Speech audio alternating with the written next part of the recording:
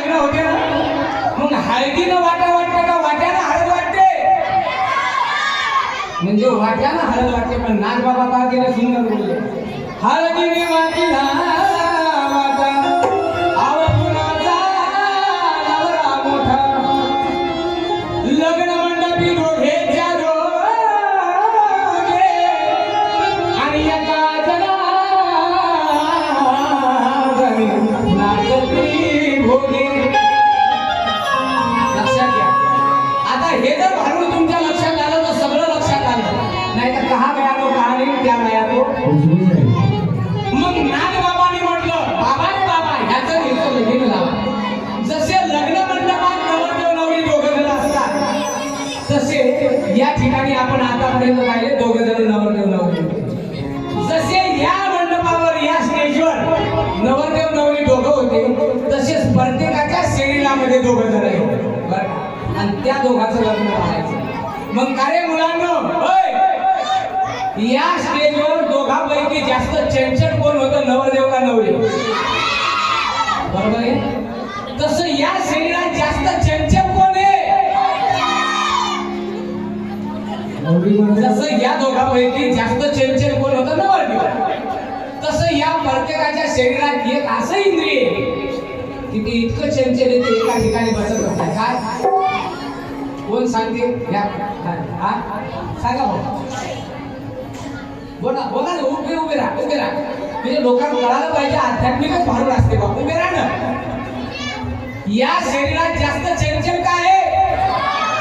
वा या हावऱ्या मना ऐके ना मज गुरु भक्ती करू दे.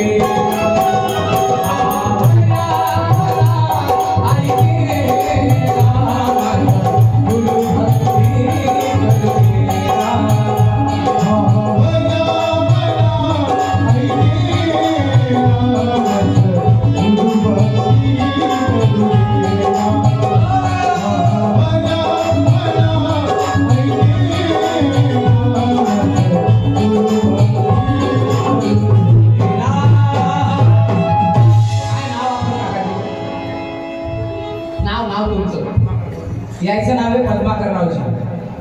किती वय झालं आपलं? 54 वर्ष निघून गेले वयाचे, पण अजूनही त्याचा अभ्यास कमी झाला. काकाजीने तिथून सांगितलं की या शरीरात जास्त चंचल काय आहे, तर मन आहे. टाळी वाजता सांगणार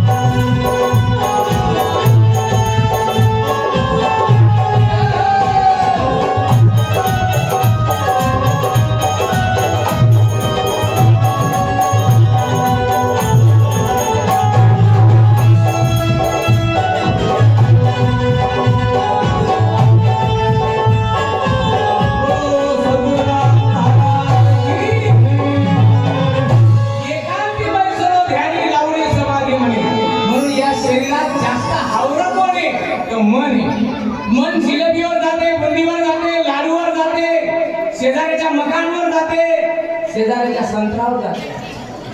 मग या मनाला एकांत करण्याकरता महाशिवरात्र आहे. काय हो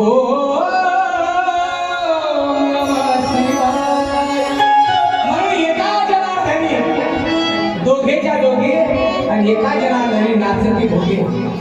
याचं उत्तर असं आहे का माणूस जोपर्यंत मनाला आवडत नाही तोपर्यंत देवाची प्राप्ती होत नाही. तर मनाच्या प्रमाणे ऐकलेले साधू पण जेलात गेले. म्हणून या सर्व कार्यकर्त्याची कोणीही गावात गेलं की प्रत्येक माणसाची इच्छा असते की अतिथी देव भव.